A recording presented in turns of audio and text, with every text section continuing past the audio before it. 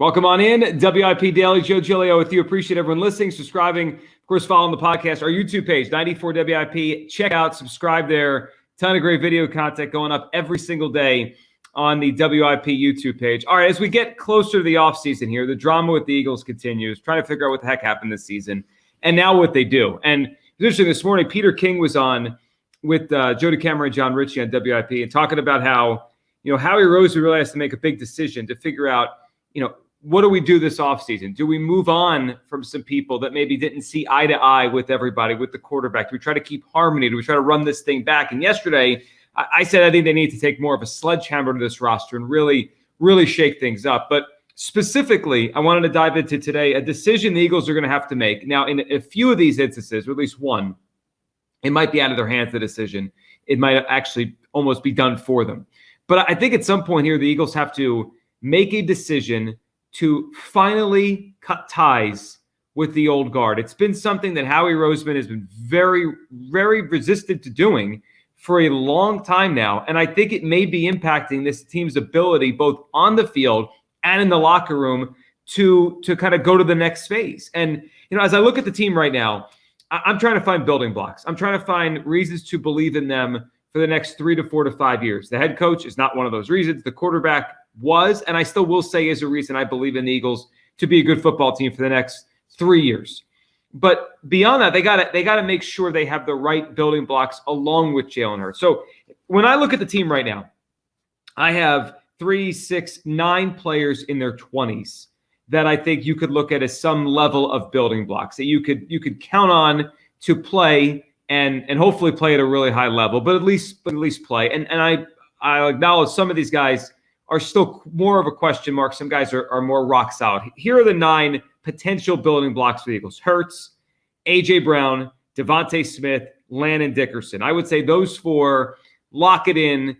They're good players. They should be great players, but they're at least good players, have the chance to all be great players. A.J. has probably had the most consistent run of excellence. And Jalen behind that, Devontae off to a very nice start, and Dickerson under the radar, really excellent start to his career. Then you have the next guy, I have Jordan Mailata, good player. I wouldn't call him great, but good player. Then you go to the younger guys who are trying to show and kind of what they could be, right? And you have Jalen Carter, who showed a lot for the first half of the season, then hit a rookie wall. Jordan Davis, jury's still out. Nolan Smith, jury's still totally out. Cam Jurgens, solid first year. We'll see if he moves back to center. That's right now, that's the Eagles' group of building blocks. They have 3 picks, the first 50-something picks this year. They could add 3 more if they choose. That's it. That's their group right now. I'm not putting anybody else in there. I mean, I like Reed Blankenship, but come on. Sidney Brown coming off an injury, we'll see. That's how I view their building blocks right now for the next 3+ years. And I look at this team and I say, it's time to turn the team over to them from both an on-field perspective. And we know Hurts, AJ, Devontae Dickerson, Mailata, Jalen Carter, they're going to play no matter what. But I look at it from this perspective. The Eagles have 6 older players, all high profile, all well paid, all looked at as some form of leaders. And I think as this offseason begins, if I'm Howie Roseman, I'm starting here, and this is where I'm remaking the team. I am going to feel comfortable for the first time moving off a lot of these guys, if not all of them, save for probably one. So the group of older guys that have been around either a long time or have been kind of high profile since the minute they got here. And they're all in their 30s, and likelihood is all of their best days are probably behind them.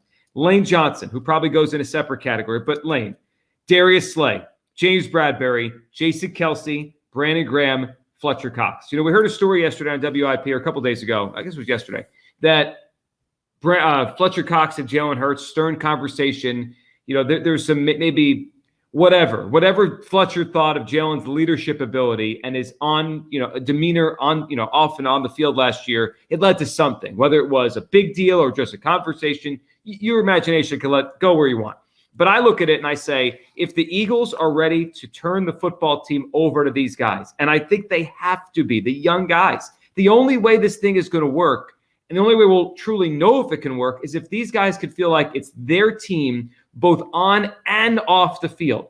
And I think it's very difficult to truly find your voice as a leader. I'm not trying to make excuses for Jalen Hurts or any of these guys when the old guard is still there. when they're still the biggest voices in the room, when they have a ring on their finger from years ago, when they were drafted 3 coaches ago, when the organization looks to them as everything, and they still go to them for everything. I think it's hard. The Eagles have a weird culture moment right now where they could either continue to double down and hope these guys help transition the younger guys into leadership roles, or you throw the young guys in the deep end and you say sink or swim here. And I think that's what they should do. And I look at it and I say, all right, Lane Johnson is probably still too good and too productive and still has too many good years left to move on. So I'm going to leave Lane alone. I'm not interested in moving on from Lane Johnson. He's still a high-end, all-pro kind of player. I do think he fell a little bit this year, and a guy like Penei Sewell in Detroit probably overtook him to be the best right tackle, but I'll take the second best right tackle. I will leave the Lane thing alone, and let's keep one guy. But the other 5 old guys, Darius Slay, James Bradberry, Jason Kelce, Brandon Graham, Fletcher Cox, they're all different levels of talent left. Bradberry, right now, off of last year, is the worst of these players. Jason Kelce, the best of these players. Fletcher, still solid. BG, we know he wants to be here for a retirement tour. And, of course, there's Darius Slay, who's okay, not as bad as Bradberry, but also not as good as he was a couple years ago, and he's loud. And I don't need that. If I'm the Eagles, if I'm Howie Roseman this offseason, those 5 players, this is where I'm starting to take the sledgehammer to the roster and remake it. And it's not a personal thing. It's more of a, we gotta change the foundation. We got to change the culture here. I know Brandon Graham wants to come back. He'll probably come back for a very small sum. And I think it'll probably be looked at as like, really, the Eagles didn't want to bring Brandon Graham back for, $3 million or $2 million to be their 4th or 5th edge rusher. Is it really that big of a deal? It's not that big of a deal, but it's more of a principle thing with all these guys. How can the young guys emerge? How can the young guys grow if these guys are here either taking their snaps or they're still the loudest and biggest voice in the room? I think about Jalen Hurts on the offensive side, the Jason Kelce factor, the Lane Johnson factor. They're still the biggest voices on the offense. That's got to be Hurts. And maybe it'll be easier for him to find his voice as a different kind of leader now if he can't just let those guys lead the room. It's got to be him leading the room now. Sometimes there's only so much oxygen in a room, in a locker room. And then I think about the defensive side. And as long as Brandon Graham and Fletcher Cox are there, they're going to command the attention. And Darius Slay, they're going to be the voices. Because sometimes people are just so loud, they are the voices. And I don't blame anyone who covers a team, but when you have a situation or you have a question, you're going to go up to the people number 1, will talk. Number 2, will have something interesting to say. And number 3, aren't going to shy away from the camera. And Slay, Brandon Graham, and Fletcher Cox all fit that to a different degree. And I look at the defensive line. In the last couple of years, edge rushers, defensive line up front, the Eagles have drafted 3 guys. They've drafted Jordan Davis, Jalen Carter, and Nolan Smith to be the next versions of these guys. And I think about it from the college perspective. When you have a big recruiting class coming in, I know NIL throws the whole thing off now, but kind of the old school college way where you have this big time recruiting class coming in and you kind of look forward and say, I have a big group of juniors and seniors, and now I have to recruit their replacements. And it's kind of the natural ebb and flow of things. Well, the Eagles have done this, and I give Howie Roseman credit because he's done it. He's tried in the last few drafts to draft the next group of leaders, and at the positions of need, the older guys are at, for the most part, especially up front on defense and on the offensive line with Dickerson and Juergens to potentially replace Jason Kelce. The only issue is they're not really letting them take over because the old guys are still here. And my fear is Howie will fall back to what he always does, and that's bring back the old guys if they want to come back.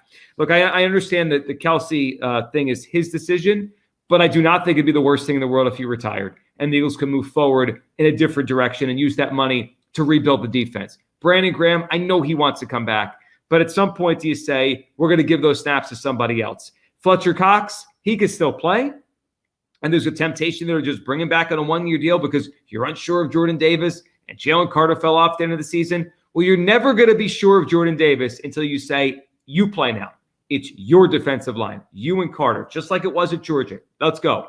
And then the Eagles will have a better idea a year from now. Okay, he's just a run stuffer. We probably drafted him too high. We shouldn't have traded up. Or no, he emerged. He had 4.5, 5.5 sacks, and he played 53% of the snaps. We got something here. they'll know. But you're not going to really know from either a locker room perspective or an on-field perspective till you let the older guys go. And then at corner, I mean, the Bradbury one's easy. That one, of all the disagreements you might have with me on this, the Bradbury one is simple. He can't play anymore. His speed is gone. Cut him. Eat the cap room. But I'll throw Darius Slay in there. This is a really good corner draft. I was listening to Daniel Jeremiah yesterday talk about how the Eagles could get a really good corner at 22. Well, they could get a good corner at 22, and they have some young guys they drafted in later rounds in the last couple of years. You think about an Eli Ricks, who I wasn't in love with, but obviously there's something there. And a Keely Ringo, who Hugh Douglas has been pointing out his positives for a year now on the midday show. I would rather see a number one type of corner draft in the first round and go let one of those young guys play. I think it's time. I think it's time for the Eagles to move on from the old guard. They've been beholden to these guys, especially the core four, for a while. And I think this is the right offseason after all this noise to let the leaders, the young guys, find their way. Tucker, I think it's time the Eagles turn the team over to the young group, because if they don't do it now, we're going to have another year where, are they really leaders? Can they really do it? At some point, you have to rip the Band-Aid off and just say, this is their team now. Yeah, I mean, use whatever analogy you like, right? Rip the Band-Aid off, throw them in the deep end, sink or swim. There's a million of them, and something the Eagles really haven't had to do, right? Even with Jalen Hurts. He's had that support system with guys like Kelce and Lane Johnson in the room his entire time in the NFL, and for this team to turn over a new leaf, which is something Howie Roseman has promised and talked about a number of times over the last few years, that we're turning over this roster. We're figuring things out. We're not going to be the team that holds on to all the old guys. We have, new guys that we're going to build around. And they haven't really done it. And they've been an old team really through much of the last decade, through guys. I saw a graph the other day. Only 38% of their snaps on defense was played by guys who were drafted by the Eagles, right? Which means a lot of the talent that they have on the team right now was brought in through free agency, was brought in through trades, which makes them not only older, but probably higher priced too, compared to, having young homegrown talent, which is something they really haven't, not only have they not done, but they haven't really given the opportunity to. I'm not a huge fan of Jordan Davis, but I mean, my goodness, put him on the field for more than 20% of the snaps and just see if he's that gassed or if he can, stay on the field. Keep Jalen Carter out there. Have the two of them work together as the top two defensive tackles. If Nakobe Dean can stay healthy, put him in the middle of the defense and see if he can call plays. I just think there's enough blue chip talent or enough talent that this team has acquired in terms of young players that if they're going to be successful, not just in 2024, but 2025, 2026, and beyond, as Jalen Hurts enters his prime and becomes a more expensive quarterback, you're going to need younger, cheaper players to complement him. And I'd rather figure it out now than 3 years down the road when they're all due for new contract extensions. Well, that's a fear. That's a good point, because if you don't know, and all of a sudden it's wait, they're up for a contract. I've made this point with Cam Jurgens, that if Jason Kelce comes back next season, Cam Jurgens, after this season, after 2024, would be contract extension eligible. After his third year in the NFL, you wouldn't even know what position you're paying him to play. Is he going to ask for a new contract as a guard, or is it going to be as a center? So all these things kind of come into play here. And an example that I'll use, and I know it's not the perfect example because they're led by the best quarterback that a lot of us have ever seen in Patrick Mahomes, but look what the Chiefs did over the past couple of years. They pulled out a few select veterans. That's why I would not mess with the Lane Johnson thing at right tackle. And obviously they have Mahomes and they had Chris Jones, but even Chris Jones may move on after this season. And other than that, they reshuffled the deck everywhere on the offensive line. Creed Humphrey at center, a whole young defense, George Karlaftis at Trent McDuffie, and Snead at corner. And it took a little bit, but it worked. And those guys got better and they played. That's the thing. They didn't just draft them and say, well, we'll eventually get you on the field when the older guys we have here, when we're done with those contracts. So they threw them right on the field. And within a year and a half, they were the best defense in the NFL. I'm not saying a Carter, Davis, Smith, Dean, Blankenship, first-round corner this year, and, Keely Ringo defense will be the best in the NFL in a year and a half, but it could be good. And the Eagles suddenly could have something along with their highly priced offensive players. Howie Roseman has a lot of big decisions to make this offseason, but I think the first thing should start with this. We have our young guys we've drafted, our young guys we've acquired. It's time to turn the team over to them. And for 4 or 5 of these 6 older guys, it's time to just say, thank you. We appreciate what you've done here. We're going in a different direction now. Appreciate everyone listening, subscribing, following WIP Daily. Have a great weekend. We'll talk next week.